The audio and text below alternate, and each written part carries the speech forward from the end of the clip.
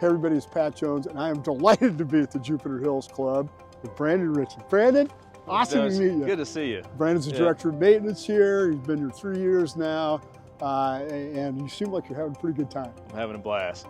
You know, you guys have been right here a little bit this morning and seen the movement and topography on this land, and I think just the natural setting that it exists in, and you know the opportunities we had to present it in such a fun and playable way for our membership, and you know personally having water here and everything, it's a pretty relaxing place to be most times.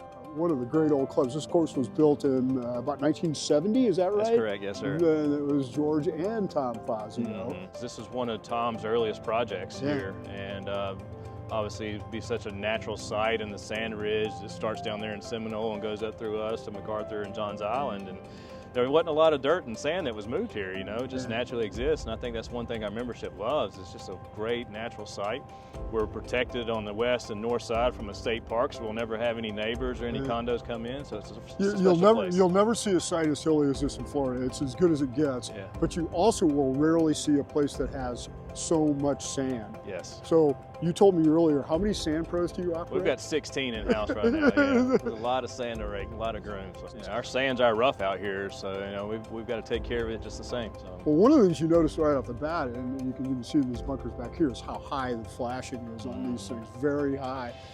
Why has it been important to have something like Bunker Solution when you've got that architectural feature that you're trying to protect and trying to make sure that it's playable for the golfers? Yeah, well obviously being a Tom Fazio property, we have those high flash bunkers there, but yeah, I think the great thing about Bunker Solutions is just the simplicity of it, you know, and the density of the fibers they have within that really does a great job holding that sand up there and minimizing any kind of washing that we have in these torrential Florida rains that come through, you know. So it allows us to spend 16 sand pros out here and fix all the other stuff that washes. But what I really like about Bunker Solutions is the turf and being able to see the fibers in there. Yeah. It's a really good visual indicator for our staff to make sure we keep just the right amount of sand on our faces. And so your goal is to have the turf, the white turf, just barely showing underneath the sand, or not showing, just almost showing. Just the tips, just the tips. You know, we've got a lot of sand splash from the amount of play we do here, and so being able to have our guys know when they're pulling sand back down,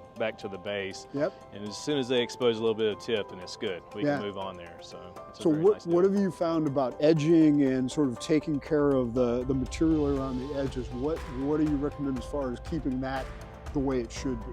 Our designs, we took the artificial sod stack and we've got 4 layers of that around the edge.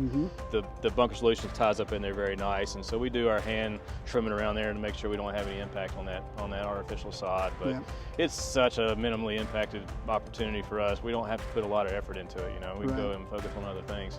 I'm hoping that when the storms came through here this year, that you guys were able to come back pretty quickly. Was that the case? Yeah, well, within a day. You know, it was no problem. These things, I mean, we're fortunate enough to have a newly renovated golf course, so we don't have a ton of surface water that runs down in there. So, but when you get 5-6 inches of rain in one of these big afternoon storms, water does fall out of the sky and it can move there, but it's so nominal. I mean, there's hardly any movement on these things because of how that material is held up in there. And you can keep your people focused on other stuff. That's exactly right. How cool is it that you can do it and make it relatively maintenance free? Yeah, I'm proud of it. You know, maintaining a golf course at this level takes a lot of energy and effort, you know, and when we can invest as little as we do to keep in world-class bunkers to be able to allow us to focus on the rest of our conditions is really a special thing for me. I love it. Any last thoughts about what you recommend to people that are taking, kind of like you, coming in and taking over a course that's had Bunker Solution, or you're thinking about redoing your bunkers? What advice do you have? Well, obviously, if you have the opportunity to install some demo bunkers at the practice facility, that's a great thing to do. You know, there's not a big expense in this, so to be able to take the time to do that, I definitely recommend. Go see your peers. You know, come see us at Jupiter Hills and come talk to us, and maybe you catch up with a conversation with our members and see how they like it. But I really like it because I don't expect there to be any damage, but if there's anything, we can fix it. You know, this is a really, really good, easy solution that kind of gets bunkers out of your mind and focus on other things. That's the most important thing. Thank you, Great sir. to see you. Thank you for your time. Thanks for bringing down this cold weather from Cleveland, too. Oh, well, it's not that bad. So, thanks for the opportunity to come. Welcome back anytime, friend.